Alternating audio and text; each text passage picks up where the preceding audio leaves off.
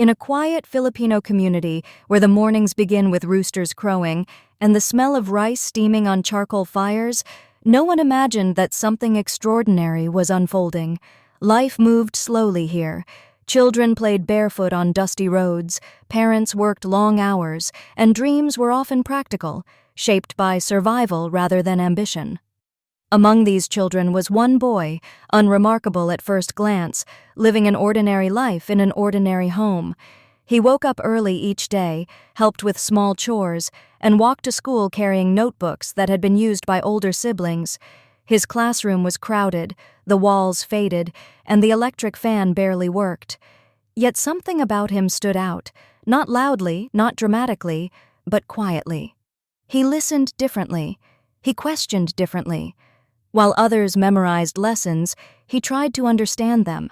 His teachers noticed that he didn't just answer questions, he challenged them. When taught simple arithmetic, he asked why numbers behaved the way they did. When reading stories, he focused not just on the plot, but on motives, patterns, and meanings. It wasn't arrogance, it was curiosity, deep, relentless curiosity. At home, there were no computers, no tutors, no shelves filled with books. Knowledge came from conversations, from observing people, from listening to elders talk about life, hardship, and resilience. His grandmother's stories about history, community, and survival became lessons in logic and cause and effect. His environment shaped his thinking in ways no one realized at the time.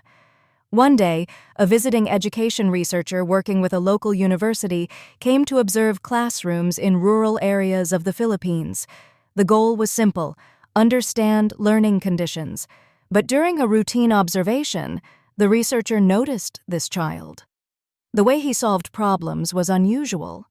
He arrived at correct answers through paths that weren't taught. He explained concepts using metaphors drawn from daily Filipino life: fishing nets, rice harvests, jeepney routes. Intrigued, the researcher conducted informal assessments. The results were surprising. The child's cognitive abilities were far beyond what was expected for his age and background. This wasn't just academic excellence, it was advanced reasoning, abstract thinking, and pattern recognition. The findings were shared with colleagues abroad, eventually reaching a group of professors conducting global research on intelligence, environment, and learning.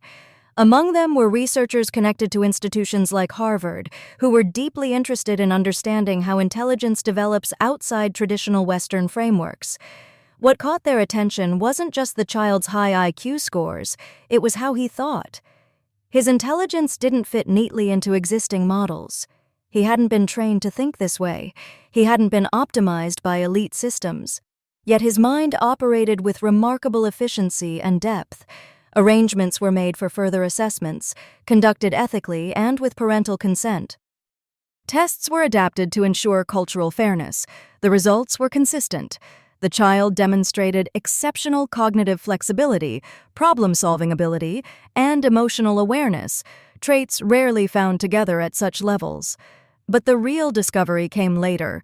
When researchers studied how the child processed information, they realized his intelligence was deeply tied to his environment. His brain had adapted to complexity, social, economic, and emotional complexity.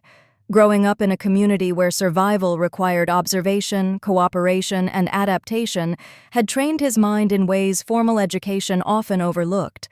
This challenged long-held beliefs. For decades, intelligence research had leaned heavily on standardized testing, often favoring children from resource-rich environments. But here was a child from a low-income Filipino community outperforming expectations, not despite his environment, but because of it. The researchers began asking uncomfortable questions. Had modern science underestimated the role of culture? Had it misunderstood intelligence by narrowing its definition? Was brilliance being overlooked simply because it didn't look Western? As the study expanded, similar patterns emerged in other communities across the Philippines and Southeast Asia. Children exposed to early responsibility, strong communal bonds, and real-world problem-solving showed unique cognitive strengths. Intelligence, it seemed, was not just inherited or taught, it was lived. The Filipino child became a case study, not as an object, but as a voice. His explanations influenced how researchers rethought assessment tools. His thinking helped reshape discussions around multiple intelligences, cultural cognition, and educational equity. Modern science began to shift. Papers were published. Conferences debated new frameworks. Intelligence was no longer seen as a fixed number, but as a dynamic interaction between brain, culture, and lived experience. And through it all, the child remained grounded. He still returned home to the same community. He still spoke his native language, respected his elders, and laughed with friends under the afternoon sun. He didn't see himself as extraordinary. To him, thinking deeply was just natural. His story spread quietly, without headlines or exaggeration. It wasn't about proving superiority, it was about understanding humanity better. What the world learned from this Filipino child wasn't that one mind could change science, but that millions like him had been overlooked. In classrooms, research labs, and policy discussions, a new truth began to settle in. Intelligence is everywhere.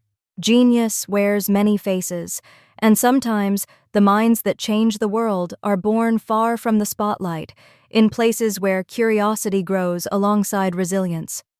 This wasn't just a discovery about IQ, it was a rediscovery of human potential. And it all began in a small Filipino community with a child who dared to ask why.